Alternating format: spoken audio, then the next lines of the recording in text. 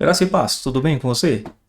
Hoje eu quero falar a respeito da justificação pela fé, que é uma doutrina essencial dentro do cristianismo. Tão importante que se a gente mudar qualquer coisa dessa doutrina, a gente pode ir para o inferno direto, sem, sem voltas, né? A gente poderia perverter completamente o destino da nossa alma se a gente perverter, por mínimo que seja, um detalhe dessa doutrina da justificação pela fé. Fica no vídeo, eu escrevi um script aqui para não me perder, às vezes eu vou ficar olhando para baixo, às vezes olhando para cima. Ainda não consegui corrigir esse eye contact, né, que existe uma inteligência artificial para fazer isso daí. Só que se você estiver ouvindo, permaneça comigo até o final, né, e eu gostaria de trazer algumas questões que, se você quiser perguntar nos comentários, eu vou ler os comentários e tentar tirar mais informações e gravar o próximo vídeo também, respondendo aos comentários ou seguindo a sequência que eu estava tanto querendo, né, fazer. Bom, antes de começar, eu quero fazer duas perguntas para você. Você sabe que você é um pecador e a palavra de Deus, ela não passa a mão em cima dos pecados que a gente comete. Mesmo se você já foi batizado, está numa igreja cristã, você ainda sabe que você comete pecados, pecados mesmo. E aonde que entra Jesus Cristo nisso? Né? Por que Jesus Cristo teve que morrer na cruz e não um anjo, ou você mesmo teve que fazer esse sacrifício?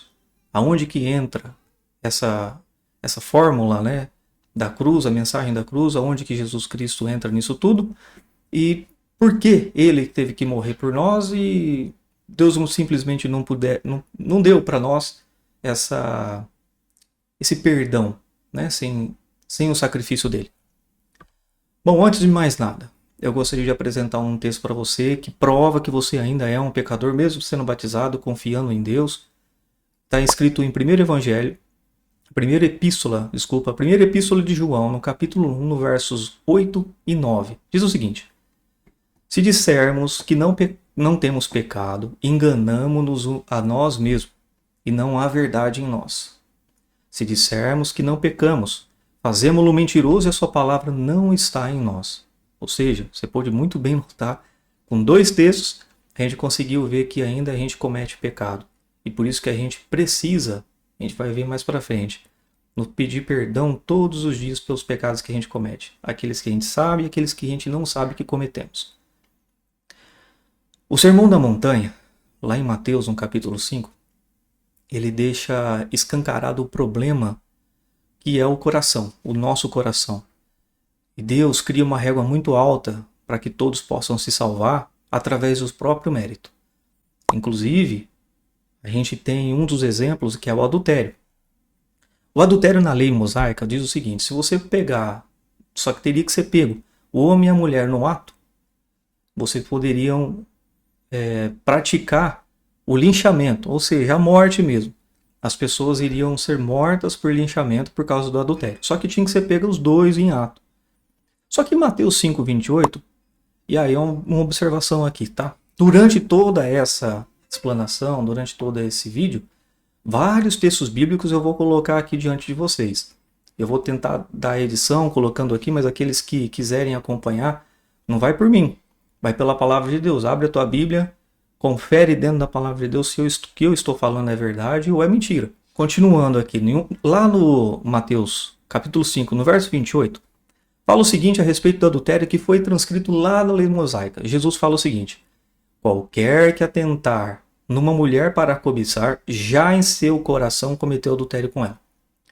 O que eu estou querendo trazer para você é o seguinte: a lei mosaica colocava que tinha que ser pego os dois em adultério, no ato.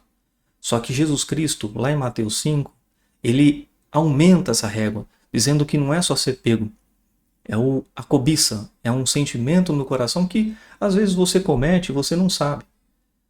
Agora eu vou te fazer uma pergunta. Às vezes a gente acusa a outra pessoa de ter cometido um ato pecaminoso, como um adultério, por exemplo, mas seguindo essa lei de Jesus, né, só de você cobiçar, quantos adultérios ocultos você já cometeu na sua vida?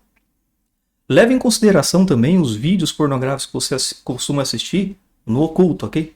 Esses vídeos são adultérios perante o Senhor. Além do adultério, a gente tem uma outra lei, que é o não matarás. O não matarás fala que a gente não pode cometer homicídio. Jesus Cristo eleva essa régua mais uma vez lá em Mateus 5. E ele diz o seguinte: aquele que odiar o seu irmão já cometeu um homicídio. Muito provavelmente você acabou de descobrir agora que você cometeu homicídio durante a tua vida toda, mesmo você não puxando o gatilho de uma arma ou atropelando uma pessoa. Você acabou de descobrir que você odiando o teu irmão, você cometeu homicídio. Agora eu te pergunto, você nunca cometeu um pecado? Você nunca cometeu, você continua não cometendo pecados? É possível a gente entrar no céu segundo a lei de Deus? Consegue entender o tamanho do buraco que a gente está? Só Deus para conseguir nos livrar?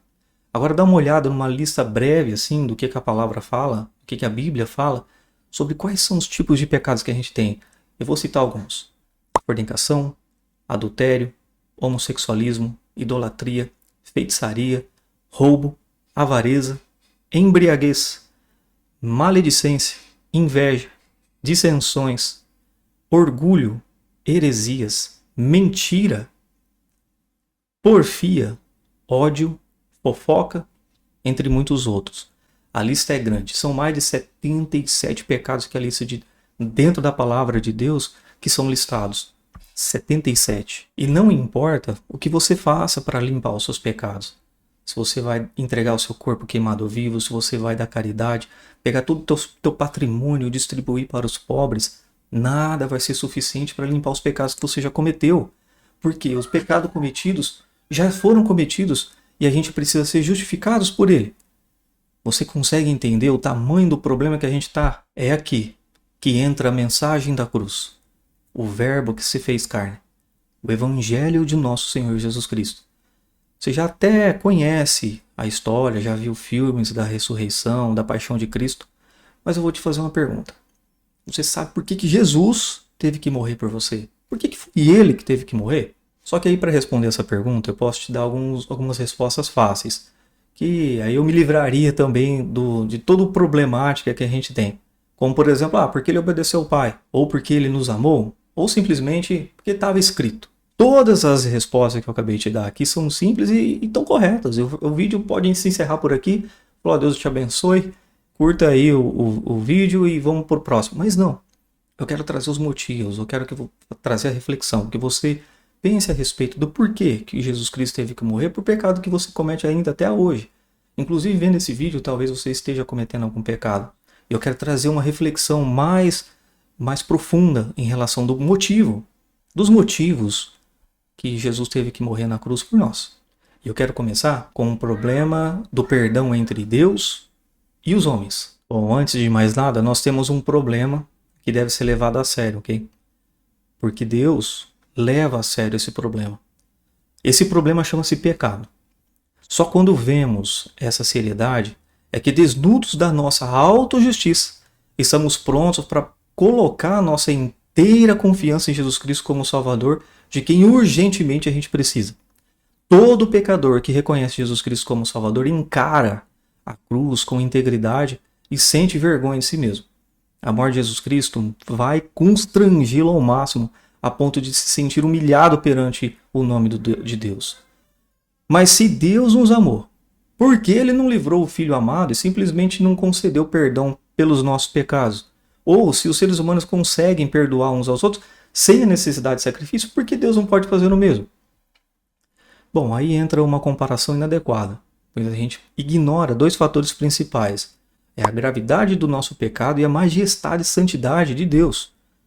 Para começo de conversa, o pecado não é apenas uma ofensa entre os indivíduos, mas uma rebelião direta contra o próprio Criador e contra a sua lei.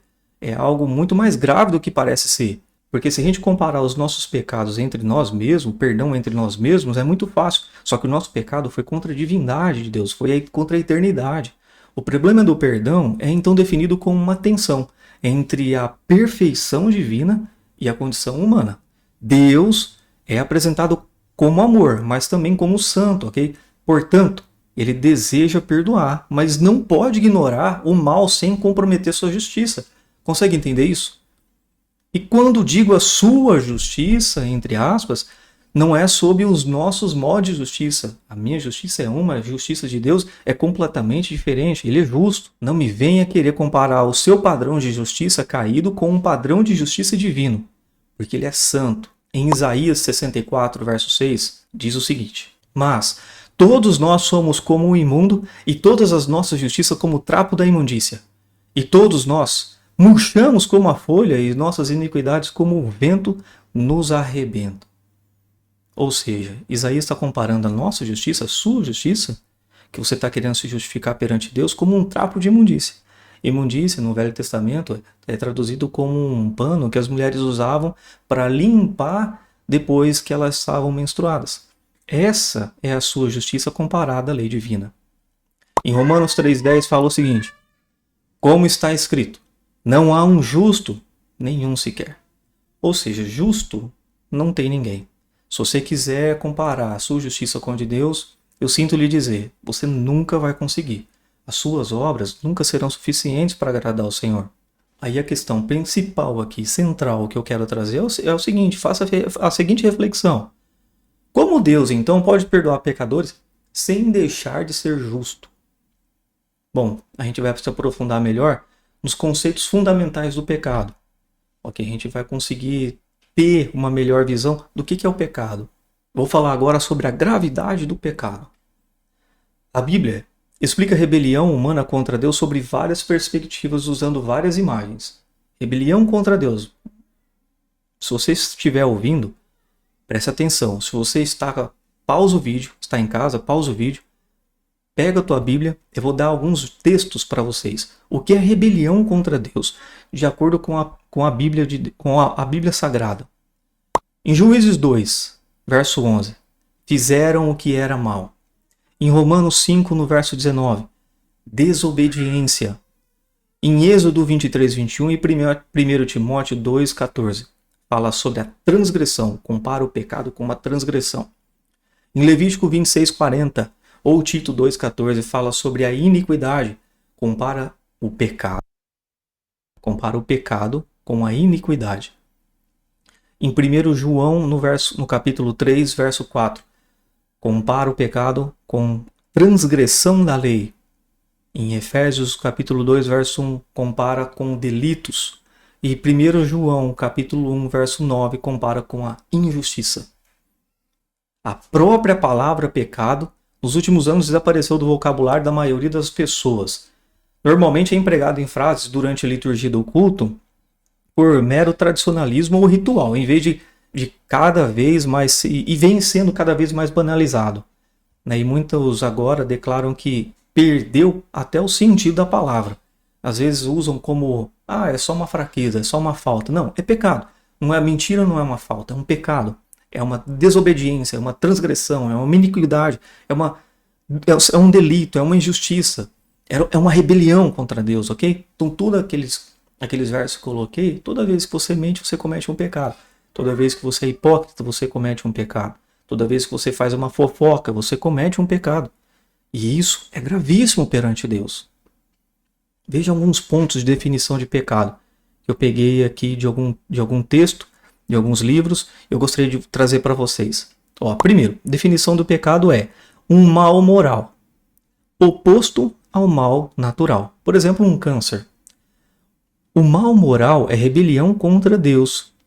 Foi ele que trouxe o mal natural ao mundo. Por exemplo, o pecado. Okay? Pecado é sempre, e em última instância, dirigido a Deus. O pecado ele tem um acusador, que somos nós, e na verdade Deus, e o acusado somos nós. Então nós cometemos um delito contra Deus. Então essa é a definição de pecado. Muito embora tenha ramificações sociais, físicas e relacionais devastadoras, o problema central do pecado é que ele ofende e incorre na ira de Deus. A gente vai falar um pouquinho mais depois. Davi demonstra essa compreensão em sua confissão de adultério e homicídio. Lá em Salmo 51, verso 4, fala o seguinte: pequei contra ti somente, e fiz o que é mal aos teus olhos, de maneira que serás tido por justo no teu falar e puro no teu julgar. Ele não está minimizando o seu pecado contra Batseba. Veja bem, o seu esposo Urias ou contra o povo de Israel.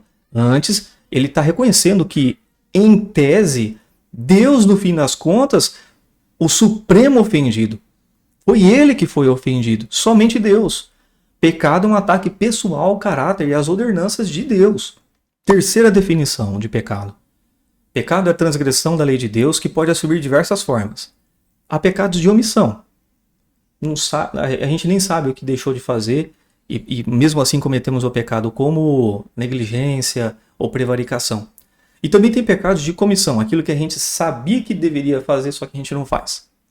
A transgressão é um único mandamento de Deus e é uma rebelião contra todo o caráter de Deus. E nesse sentido equivale a transgredir todos os mandamentos. Lá em Tiago 2,10 fala o seguinte, pois quem guarda toda a lei, mas tropeça em uma só ponto dela, se torna culpado de todos. Você pode conferir isso também em Gálatas 3, fala a mesma coisa, tá?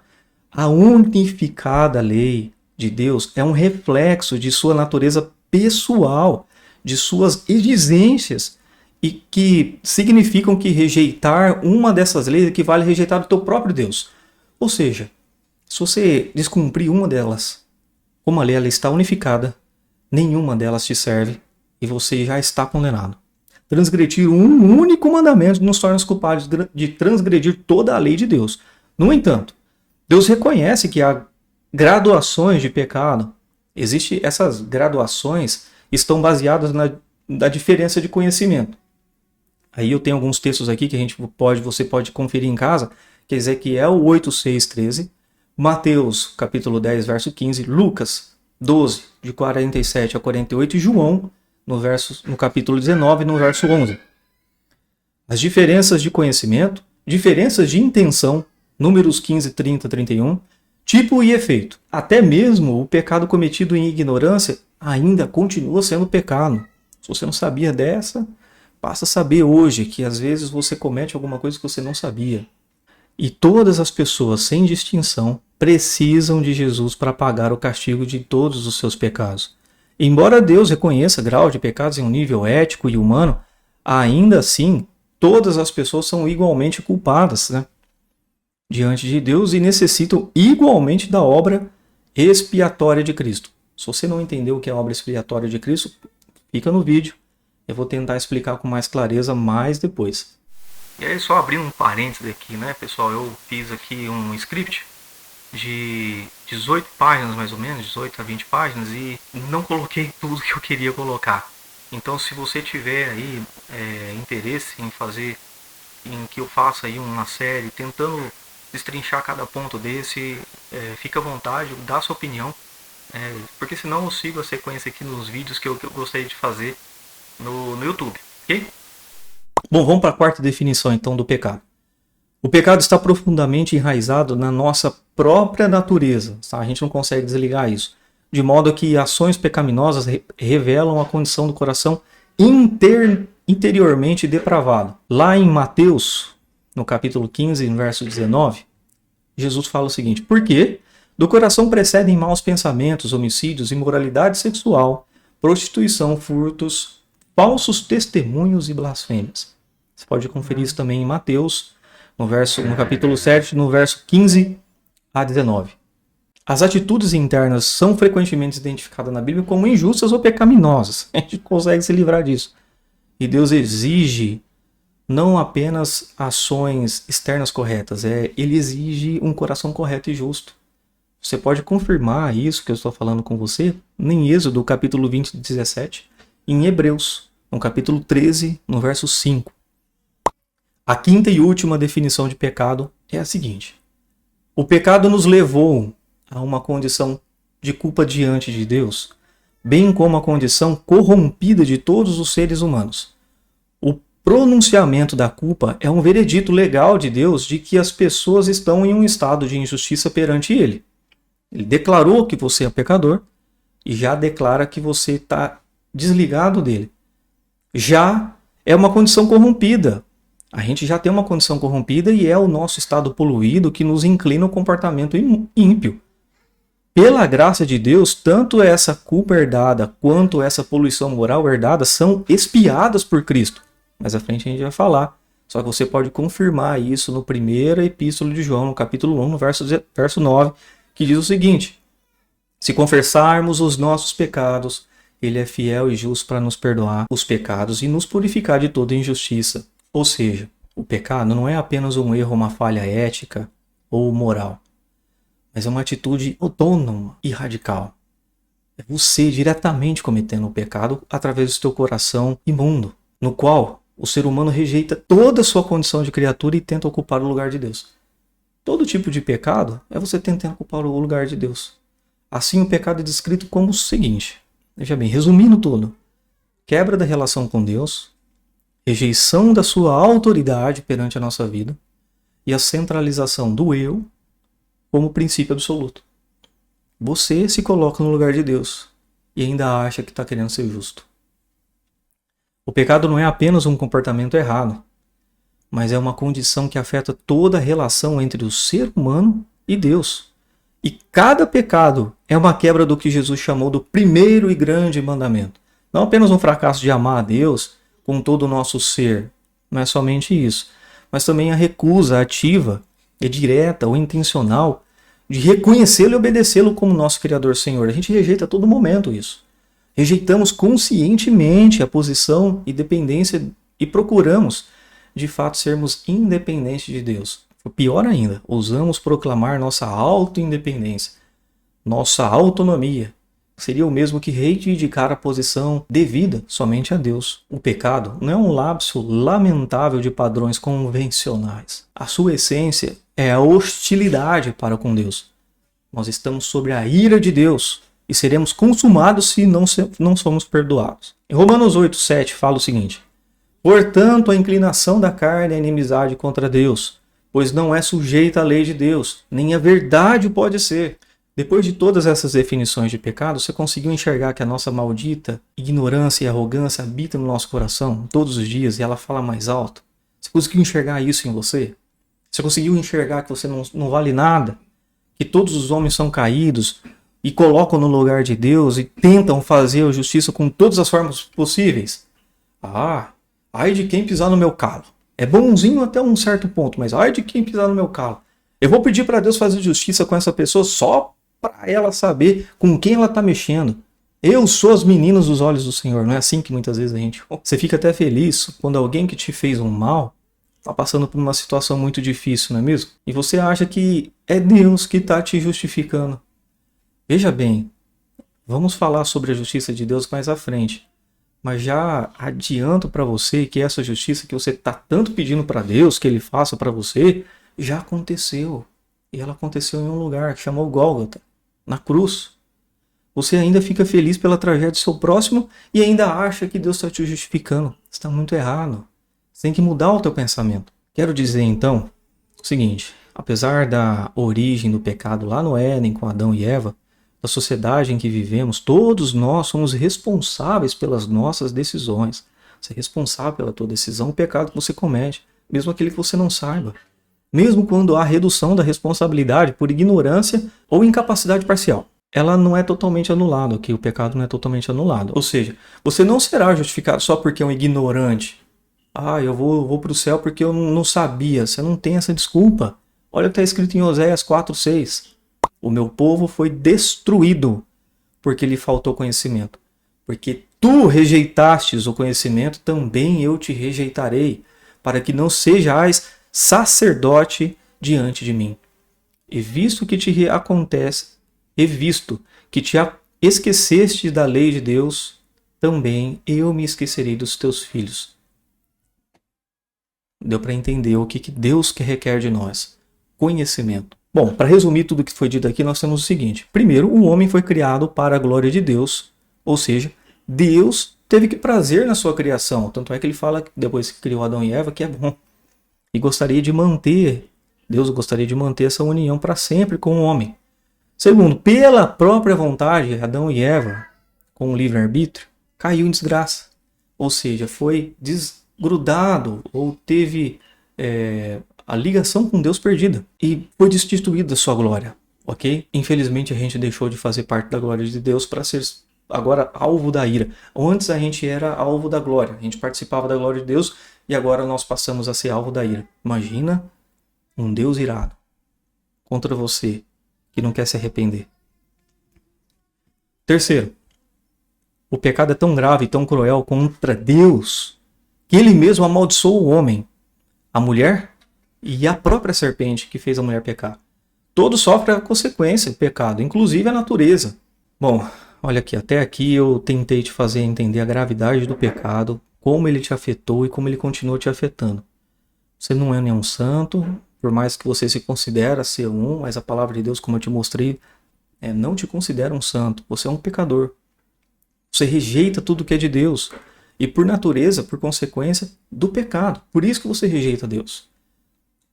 Em Jeremias 17, verso 9, fala o seguinte: o coração é ruim, enganoso. E eu uso aqui as palavras de João Calvino das Institutas, que fala que é uma fábrica de ídolos e tenta a todo custo substituir a Deus. Estou tentando te mostrar, assim, de forma mais clara possível, com mais clareza, que você não presta. É essa a realidade, você não presta. Eu não presto. Para Deus ninguém presta. Só que Ele nos ama. Tudo que vier de você mesmo é ruim e ofensível para Deus. Você pode confirmar isso abrindo a Bíblia lá em Romanos 3, no versos 10 ao 26. Pelo simples fato de estarmos em um corpo corruptível. Você caiu em desgraça. Você está desligado de Deus por causa dos seus pecados e o teu corpo não consegue se ligar novamente com Deus. Então Deus tem que fazer alguma coisa, porque Ele nos ama, ok? E eu vou te provar isso. A palavra de Deus deixa muito claro isso. A boa notícia, que é o Evangelho em grego, é que Deus está querendo te perdoar e Ele quer te perdoar a todo momento. E o mais incrível é de graça. Você não precisa fazer nada para isso. Então, você pode se até perguntar: beleza, se é de graça e não preciso fazer nada, ou quase nada, para ser perdoado por Deus, então por que Ele simplesmente não nos perdoou sem precisar fazer o sacrifício do Filho dele? Bom, é aí que eu preciso te explicar. A gente vai entrar agora sobre a santidade e a ira de Deus. São coisas que se unem, elas não são distintas, ok? A santidade e a ira de Deus, elas trabalham junto. Bom, Deus, primeiramente, é apresentado como absolutamente santo. 3 vezes tanto, segundo Isaías, no capítulo 6. O que o torna incompatível com o pecado. Certo? A gente já viu isso, que o pecado, ele afasta de Deus, é como se fosse uma afronta direta contra Deus, por causa da santidade dele. A sua ira é descrita como uma resposta justa e constante contra o mal. Ela é ativa contra o mal, a ira de Deus. Não como uma emoção descontrolada, mas como oposição moral ao pecado. A santidade de Deus é um fundamento da religião bíblica. A santidade de Deus. Você pode ver isso, constatar isso em toda parte da palavra de Deus. Também é a consequência de que o pecado é incompatível com a sua santidade. Os olhos dele são puros demais para contemplar o mal e ele não pode tolerar o erro, de forma alguma. Portanto, os nossos pecados eficazmente, ou seja, o pecado ele tem uma destreza. Ele faz nos separar dele, de modo que o seu rosto está escondido de nós e ele se recusa a ouvir as nossas orações. Você sabia que as nossas orações podem até ser recusadas por Deus? Você pode conferir isso em Abacuque, no capítulo 1:13, e em Isaías, no capítulo 59, verso 1, e subsequentemente. É fato que os autores bíblicos entendem claramente que o ser humano algum jamais poderia ver a Deus e sobreviver. Por exemplo, quando Deus se revelou a Jó, não sei se você já teve a curiosidade de ler o livro de Jó, quando ele se revela a Jó, a reação dele foi desprezar a si mesmo, arrepender-se na cinza e no pó. Foi depois daquelas lamentações, Deus aparece para ele e ele, quando vê a santidade de Deus, ele se coloca como cinza, né? Ele derrama cinza sobre a sua cabeça e se coloca ao pó. Isso foi a reação de Jó. Ezequiel viu somente a aparência, a semelhança da glória do Senhor em chão ardente e luz brilhante. Mas foi o suficiente para que ele caísse prostrado no chão.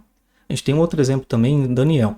Ele caiu com o rosto no chão e desmaiou quando viu a visão de Jesus, do anjo, né? Os olhos do Senhor é cheio de santidade e como um fogo que onde toca queima as impurezas diretamente, e quando o seu olho é voltado para nós diretamente, é como se a gente estivesse em chamas, ardendo em chama por causa do nosso pecado. Podemos comparar os olhos de Deus como um sol. Olha só, presta atenção que eu acho que é interessante agora. Ninguém jamais consegue ficar sem proteção em um deserto, certo?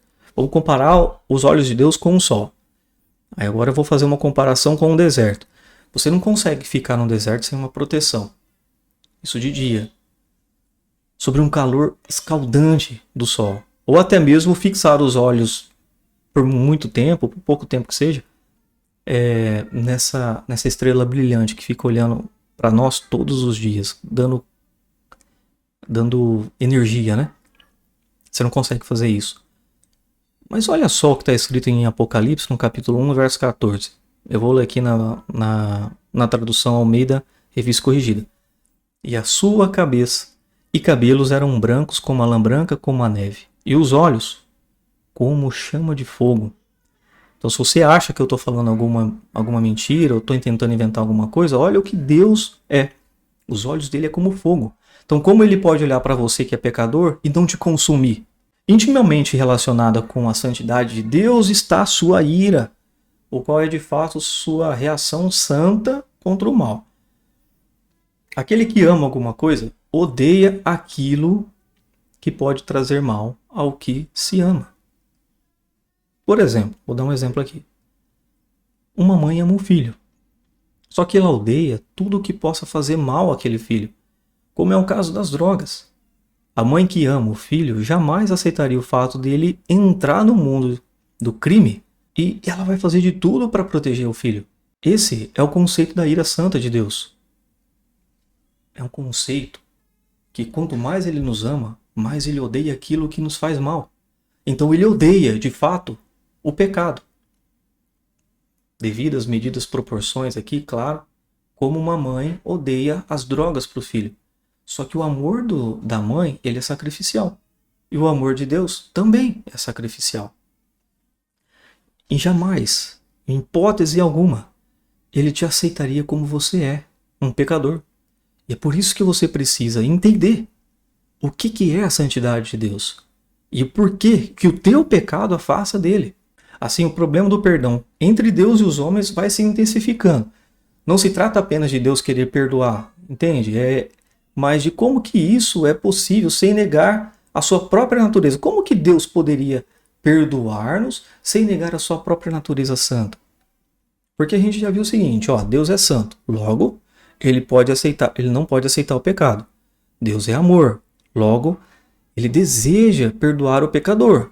O ser humano é culpado e merece o julgamento. Então, as questões que surgem é o seguinte, como você deve estar se perguntando aí.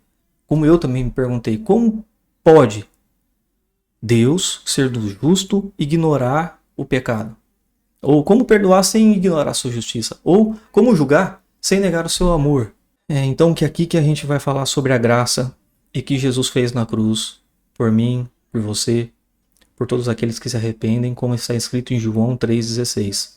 Porque Deus tanto amou o mundo, que deu o seu Filho unigênito, para que todo aquele que nele crer não pereça, mas tenha vida eterna. Bom, agora eu vou entrar na salvação dos pecadores. Como que acontece isso? Quando você estiver procurando uma definição de amor, às vezes a gente acha que a gente consegue encontrar isso nos livros hoje, né? Se você quiser uma definição melhor de amor, você tem que olhar para o Calvário, lá na cruz, no sangue derramado para ele. Vou ler um trecho aqui que resume toda a obra de Cristo.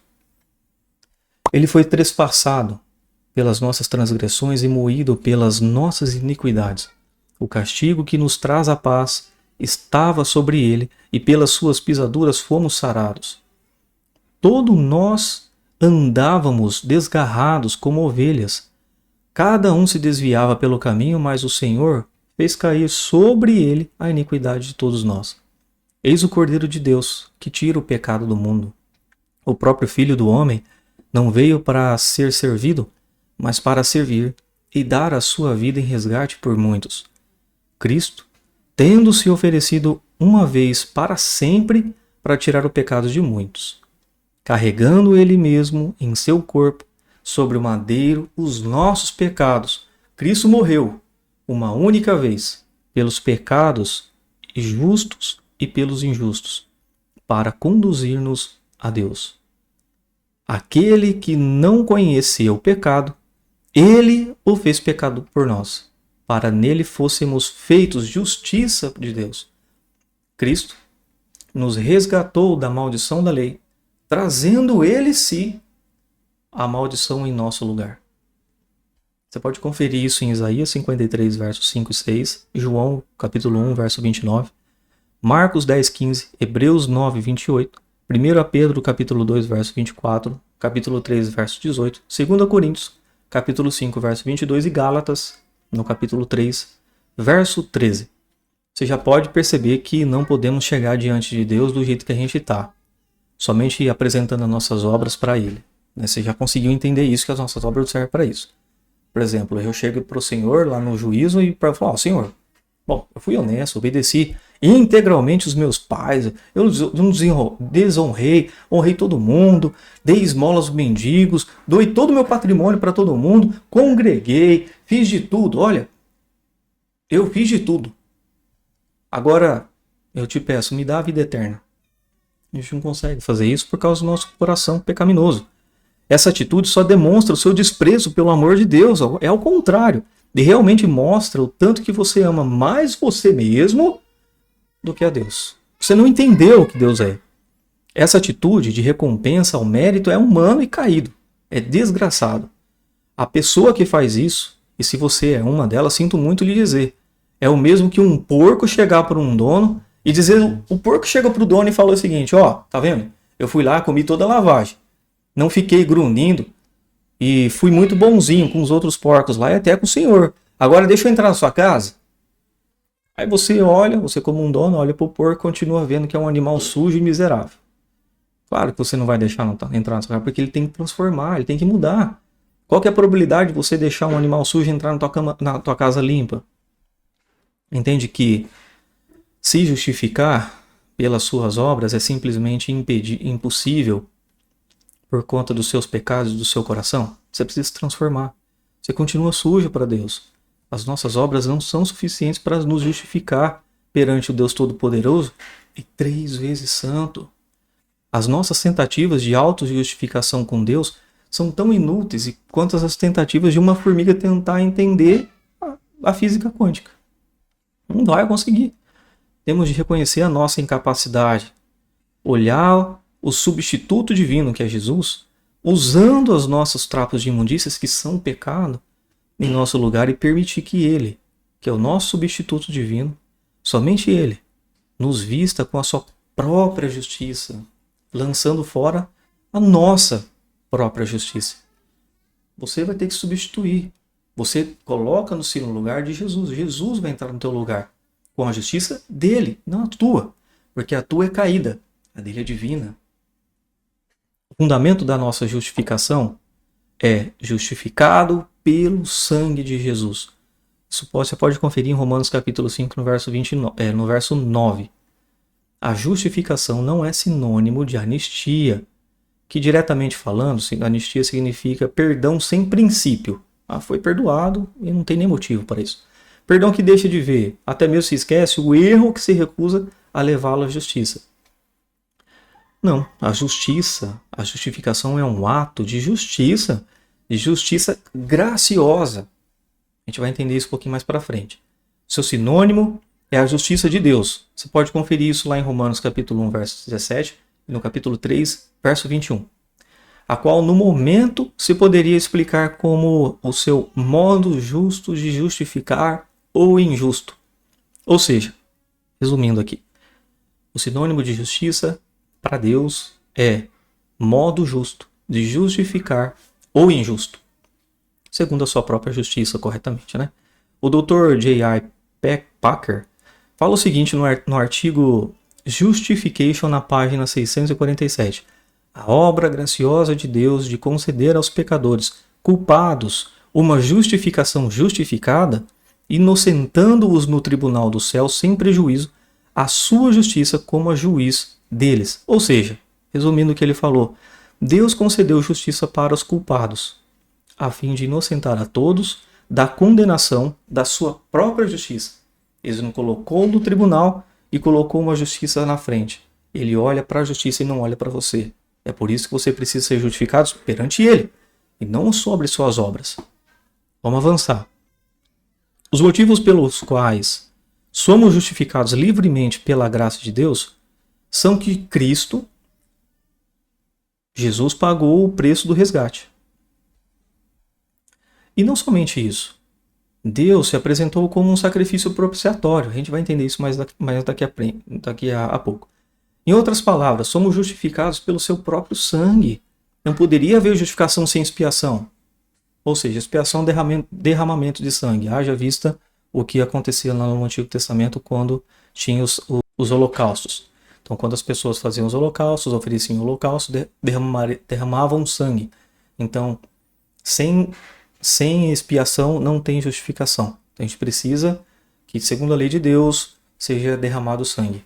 Deus realmente justifica o homem que crê com tudo, não por causa da sua dignidade, da sua crença, mas pela dignidade daquele em que esse homem crê. É simplesmente impossível esgotar tudo o que foi feito na cruz, né? A gente não vai conseguir. Com a morte de Jesus Cristo lá, a gente não vai conseguir esgotar tudo o que aconteceu. Faltaria muitas vezes palavra, texto, livro, vídeo, enfim, vai faltar muita coisa. Só que eu vou tentar colocar aqui, ilustrar, com muita imprecisão, obviamente, 4 imagens que foram desenhadas quando Cristo completa a tua obra na cruz, como propiciação, redenção, justificação e reconciliação. Porque se Cristo não tivesse morrido em nosso lugar, não poderia haver propiciação, não poderia nem haver redenção e nem justificação, e muito menos reconciliação. Olha, eu vou começar pela propiciação. A palavra propiciação vem da palavra hilaskomai, ou keeper, que significa aplacar uma pessoa ofendida, especialmente uma divindade. Você pode pesquisar no Google aí o que é propiciação. Nas passagens em que a tradução natural é fazer expiação pelo pecado, o contexto muitas vezes, na palavra de Deus isso, né?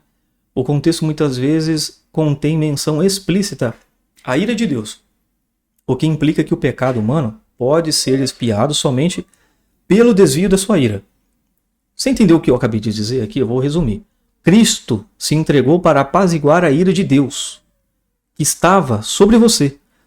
A ira de Deus que estava sobre mim, sobre você, Cristo foi lá e apaziguou ela.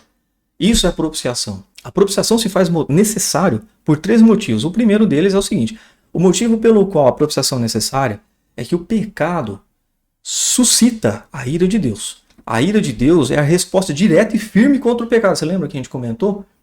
Em todas as suas formas e manifestações. Mas vale lembrar que a ira de Deus não é como a nossa, né?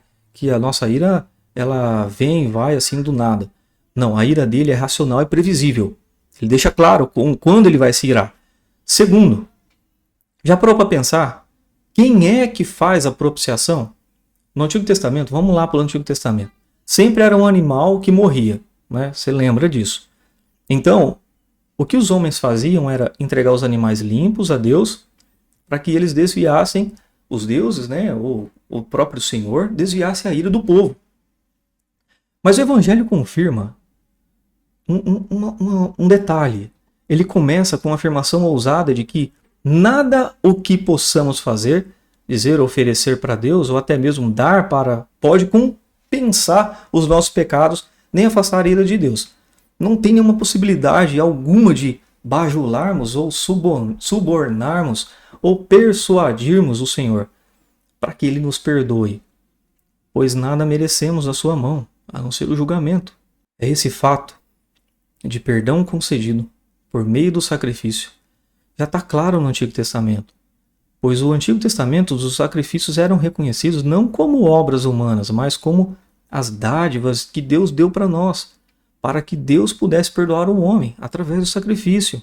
Os sacrifícios não tornavam a Deus gracioso, eles eram providos por um gracioso Deus, a fim de que pudesse agir graciosamente para com o seu povo pecaminoso.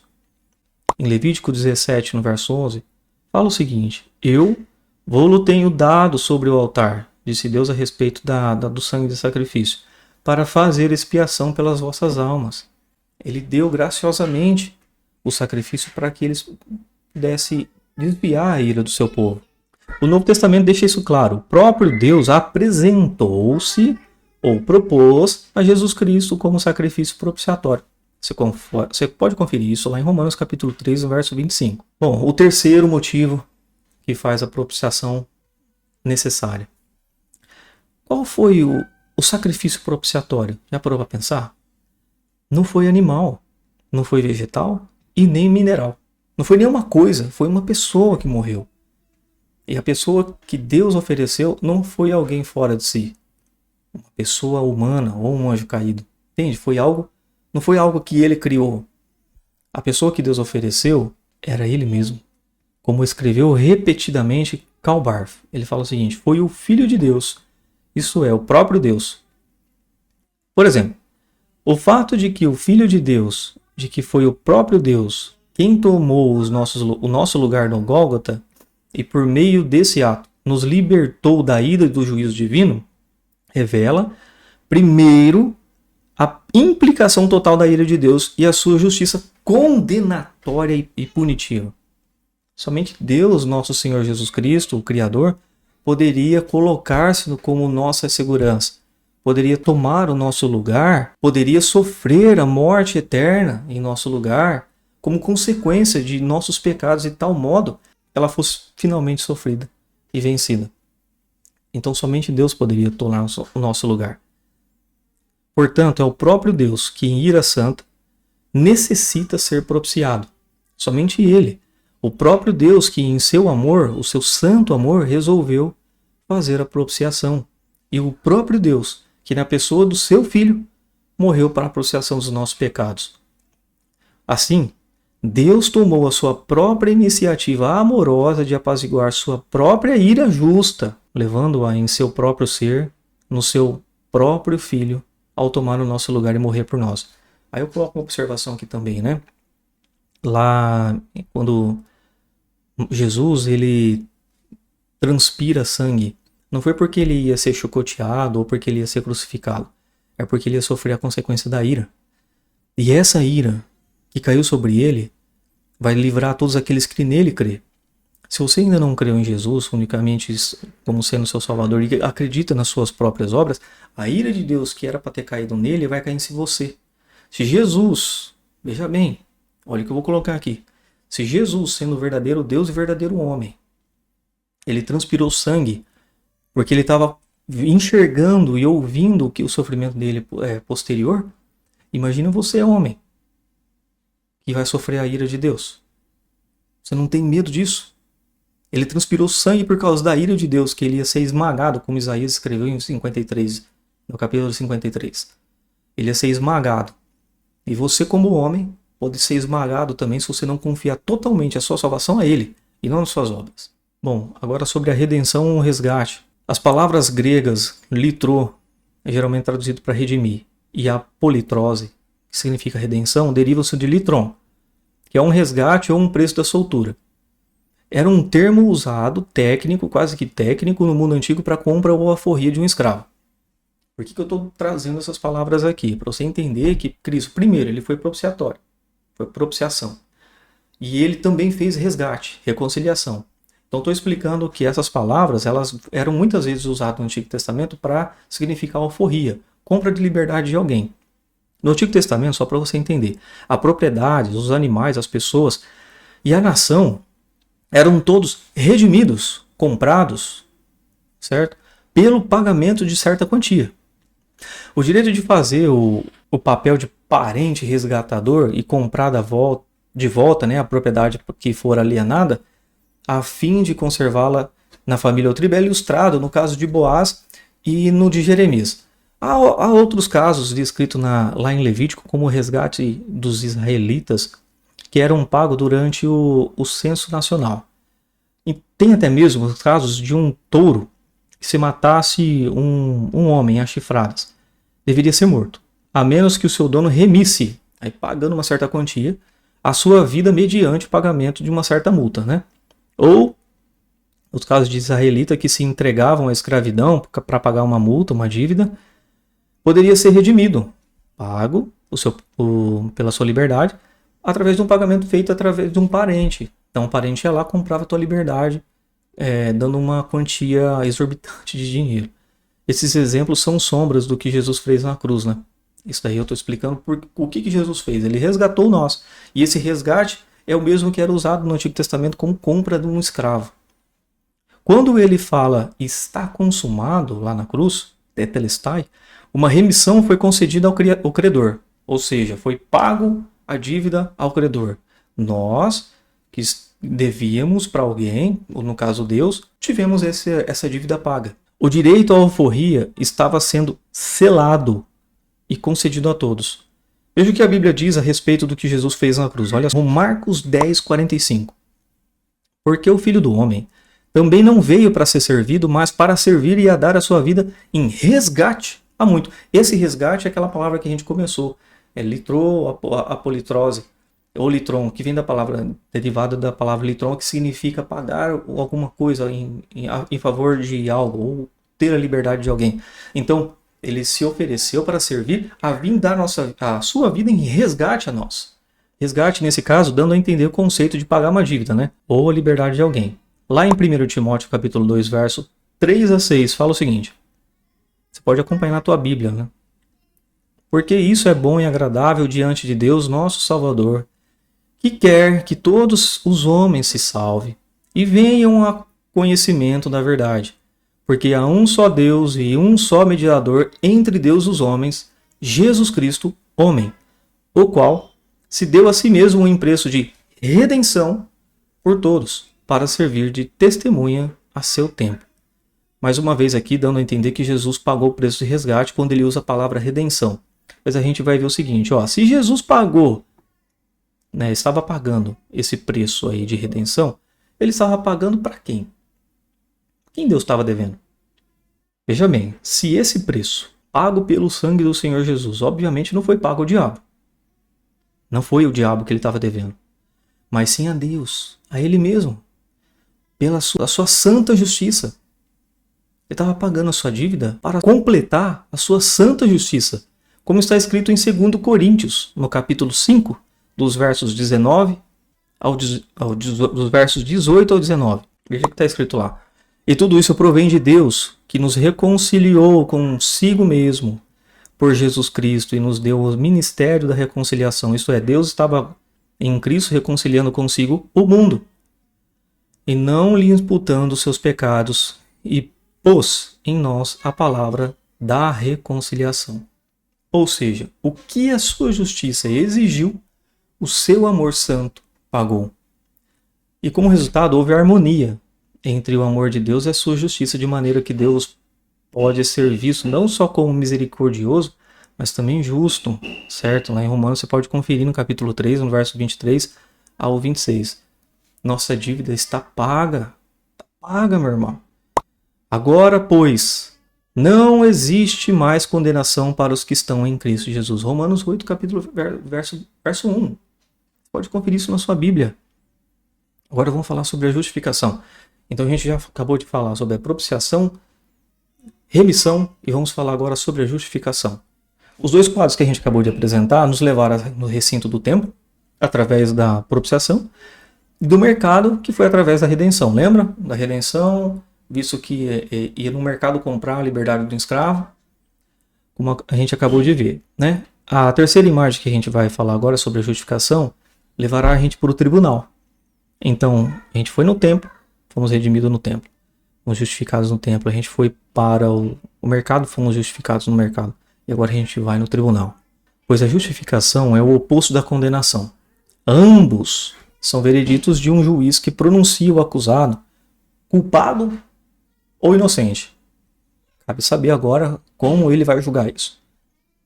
Vamos lá para Romanos capítulo 5, verso 18. Olha só o que fala.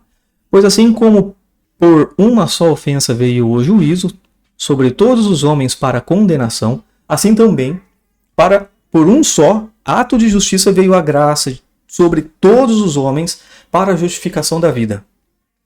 Romanos 8, verso 34, olha só o que diz. Quem os condenará? Pois é Cristo que morreu, ou antes, quem ressuscitou dentre os mortos, ou qual está à direita de Deus, e também intercede por nós. A doutrina da justificação é considerada a principal, a espinha dorsal da fé cristã. A gente começou o vídeo falando sobre isso, né? E jamais pode ser menosprezado.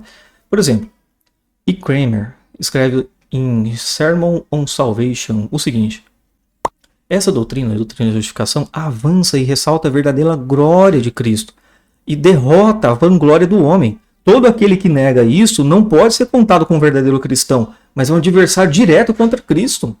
A justificação, como já foi dito, não é um sinônimo de anistia. Estritamente falando, é o perdão sem princípio, né? Anistia. Perdão que deixa de ver, até mesmo se esquece o erro e se recusa a levá-lo na justiça. Não, a justificação é um ato de justiça. Justiça graciosa. A gente acabou de falar isso. Pela graça.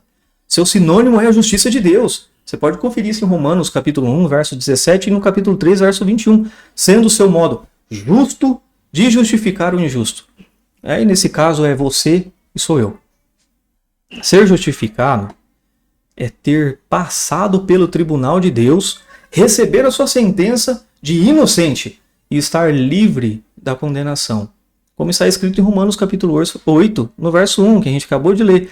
Portanto, agora nenhuma condenação há para os que estão em Cristo, que não andam segundo a carne, mas segundo o Espírito.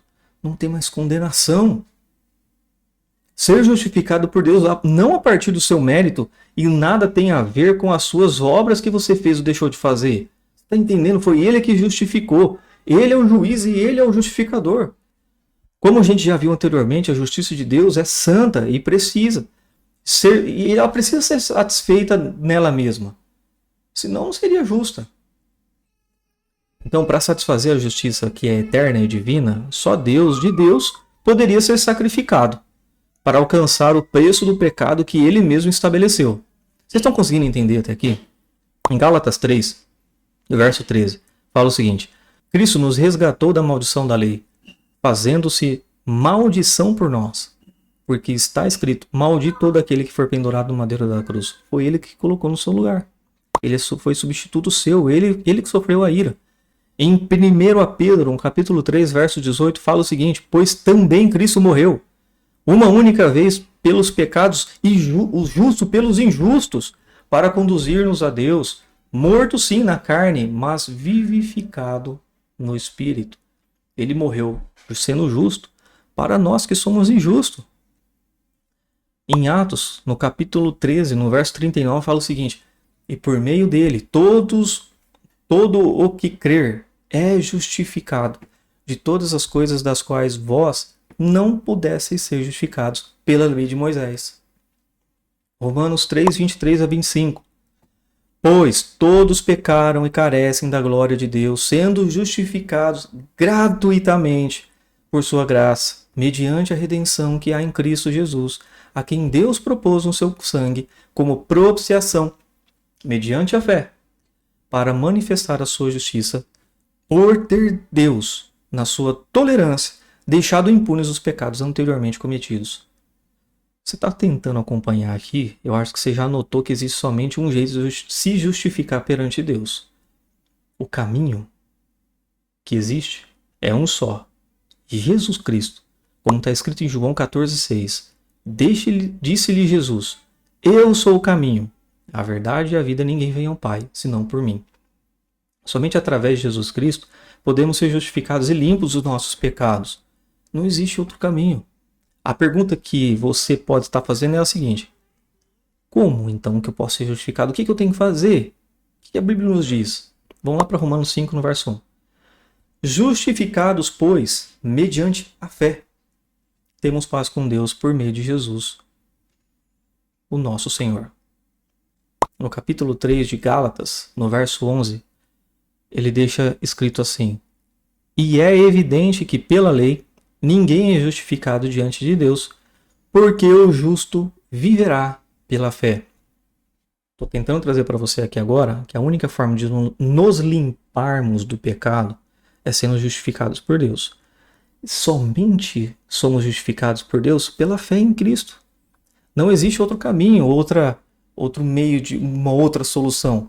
O caminho é Cristo, o meio é Cristo e a solução é Cristo. Tudo que fugir disso é mortalmente danoso para sua alma, que pode te levar para outro caminho e não para o reino de Deus. Resumindo agora para a reconciliação. E aí a gente pula para a parte final. A reconciliação, para ser mais sucinto, para não me delongar muito aqui, eu vou citar alguns textos bíblicos aqui. No capítulo 2, no segundo livro, segunda carta aos Coríntios, no capítulo 5, dos versos 18 ao 21, fala o seguinte: E tudo isso provém de Deus, que nos reconciliou consigo mesmo, por Jesus Cristo, e nos deu o ministério da reconciliação. Isso é, Deus estava em Cristo reconciliando consigo o mundo, não lhes imputando os seus pecados, e pôs em nós a palavra da reconciliação, de sorte que somos embaixadores da parte de Cristo, como se Deus por nós rogasse. Rogamo-vos, pois, da parte de Cristo, que vos reconcilieis com Deus, aquele que não reconheceu o pecado e fez pecado por nós, para que nele fôssemos feitos justiça de Deus. A justiça vem através da reconciliação. A reconciliação terminou na obra da cruz. Contudo, ainda é necessário que você se arrependa do teu pecado e creia. Somente depois seja reconciliado com Deus. Eu vou repetir essa parte para você entender. É necessário que você se arrependa e creia em Jesus Cristo como suficiente Salvador para ser reconciliado com Deus. Um panorama geral que a gente tem é o seguinte: Deus propôs no seu sangue como propiciação mediante a fé, Romanos 3,25, no qual temos a redenção pelo seu sangue, Efésios 1-7. Logo, muito mais agora, sendo justificados pelo seu sangue, Romanos 5,9, vós, que antes estáveis longe, fostes aproximados pelo sangue de Cristo. Em Efésios, você pode conferir isso em Efésios 2,13, conferir também em Colossenses 1, verso 20. Caminhando para o fim agora, a gente tem, depois de tudo isso dito e apresentado para você, eu tenho a expectativa que você tenha entendido alguma coisa do que eu comentei aqui. Você pode observar que ninguém pode acusar a Deus, de fato, de apoiar o mal, né? E apresentar indiferença na justiça moral contra o pecado, né? Ele está ativamente lutando contra isso. Ele ofereceu uma solução. A cruz demonstra com muita clareza tanto a justiça de Deus em julgar o pecado, como a sua misericórdia em justificar o pecador. Você conseguiu entender isso? Pois agora, como resultado da morte propiciatória do seu filho, Deus pode ser justo e justificador, ao mesmo tempo, daqueles que creem nele. Ele é capaz de conceder a posição justa aos injustos, sem comprometer a sua própria justiça. A gente deveria ver agora mais claramente a relação entre a realização da cruz e a revelação divina.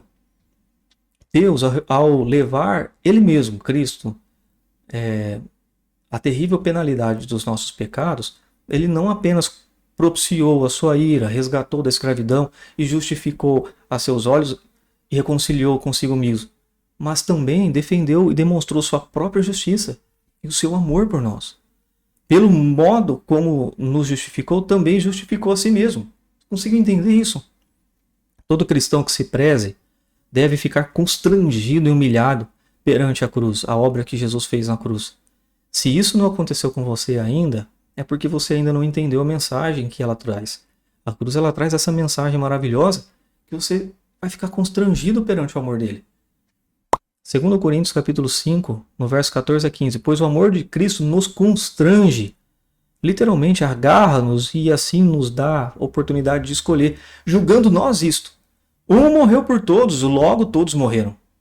E ele morreu por todos, para que os que vivem não vivam para si, mas para aquele que por eles morreu e ressuscitou. O constrangimento do amor de Deus, diz Paulo, descansa em uma convicção, em uma certeza. E porque estamos convencidos do propósito e preço pago na cruz, que deveríamos a nossa vida, a sua morte. Que sentimos o aperto constrangedor do amor sobre nós, o qual não nos deixa alternativa a não ser viver por ele. Se você não vive por ele, você não entendeu a mensagem dele ainda. Mas tudo isso exige negação do seu próprio ser, martirização da sua carne, sufocamento dos pecados enraizados dentro de nós. É uma luta constante entre a carne e o espírito. O evangelho nunca será uma pregação doce e agradável para aquele que gostaria de ser salvo, mas continua no pecado. Eu fui salvo, agora eu continuo no pecado. O evangelho não é sobre isso. O evangelho da cruz jamais será uma mensagem popular, porque humilha o orgulhoso seu intelecto e caráter, mas ele nos dá a liberdade que a lei não nos dava. Lá em Gálatas 5, no verso 1, fala assim: para a liberdade foi que Cristo nos libertou. Permanecei, pois, firmes, não vos submetais de novo a jugo da escravidão. Sem legalismo, usos e costumes, sem ninguém dizer o que você pode ou não fazer. O evangelho te liberta de tudo isso, já que você está salvo, e somente crendo no Senhor Jesus. Olha só o que fala em Efésios 2, 8, 9.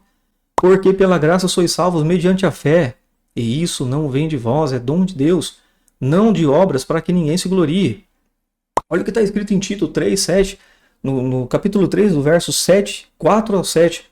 Quando, porém, se manifestou a benignidade de Deus nosso Salvador e o seu amor para com todos, não por obra da justiça praticadas por nós, mas segundo sua misericórdia, ele nos salvou mediante o lavar regenerador e renovador do Espírito Santo, para que ele derramou sobre nós ricamente por meio de Jesus Cristo, o nosso Salvador, a fim que, olha só, justificados por graça, nos tornemos seus herdeiros, segundo a esperança da vida eterna. Gálatas, capítulo 2, 16. Sabendo, contudo, que o homem não é justificado por obras ou por lei, e sim mediante a fé em Cristo Jesus. Também temos crido em Jesus Cristo para que fôssemos justificados pela fé em Cristo, e não por obras da lei, pois por obras da lei ninguém será justificado. Não bastou ainda você entender que você é justificado ou salvo somente pela fé? Romanos 4, 6. E assim, também que Davi declara ser bem-aventurado o homem a quem Deus atribui justiça independentemente das obras. Mais ainda, Filipenses 3,9.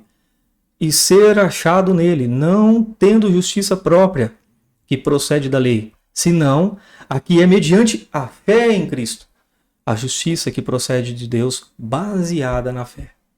Ainda não consegui te convencer a salvação somente pela fé?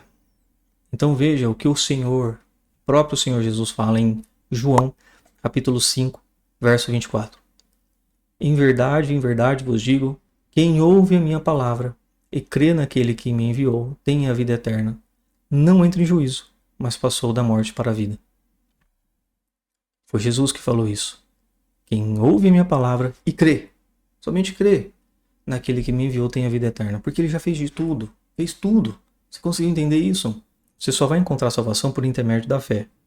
Não é pelas obras que pratica, como dar esmola, ir para a igreja, ir para o culto, dar coleta, tocar na orquestra, ou fazer visita para os enfermos, e tudo o que você acha que é bom e agradável a Deus. Não, isso não vai te salvar. E eu te trouxe vários textos para te mostrar isso. Abra a tua Bíblia e leia. A salvação é somente pela fé, por intermédio da graça de nosso Senhor Jesus Cristo.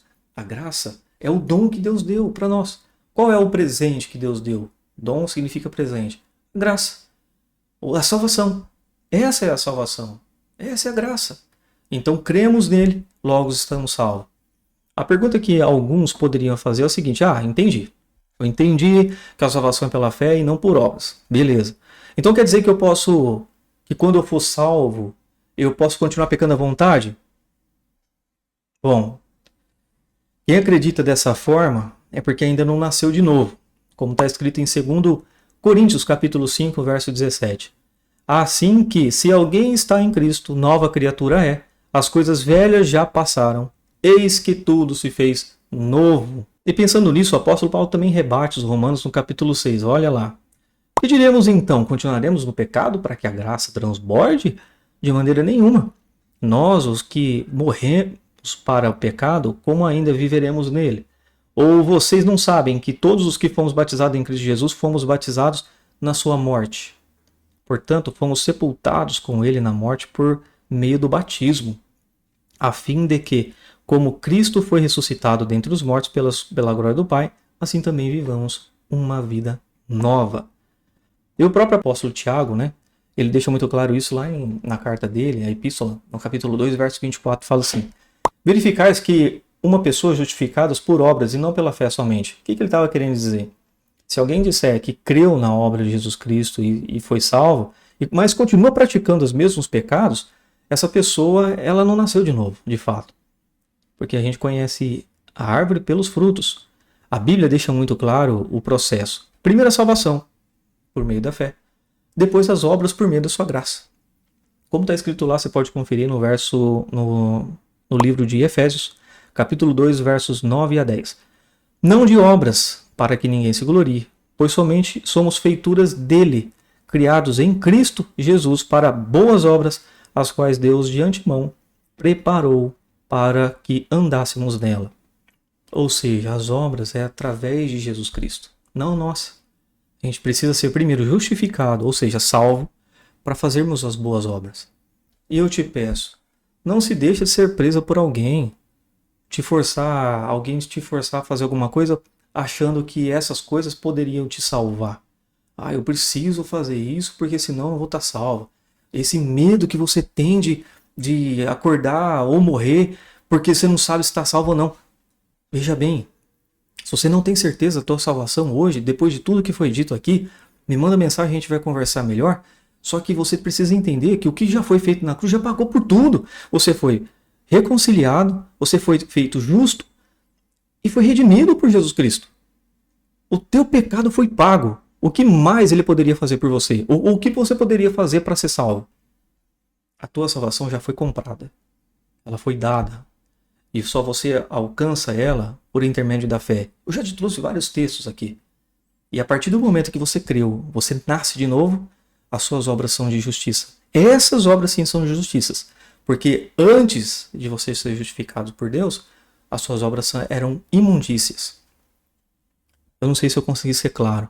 Tomara que sim. Se você tiver alguma dúvida, pode me trazer aqui. Vamos tentar bater um papo. Porque a justificação pela fé é muito importante. E é um problema muito grande. Porque se você tem uma distorção nessa doutrina, você criou uma seita.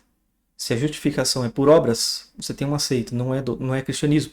É uma outra religião. Não é cristianismo. Cristianismo é um Deus que, para se satisfazê-lo, a sua justiça, ele se entrega. Consegue entender? Agora, as outras religiões dizem que nós precisamos ter mérito para alcançar a salvação. O cristianismo não.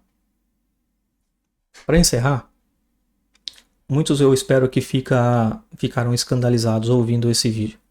E essa mensagem da salvação, o evangelho, ele precisa escandalizar. Eu vou deixar o seguinte, quando a gente fala sobre evangelho, a salvação somente pela fé, muitos ficam escandalizados. Mas eu vou deixar uma seguinte reflexão.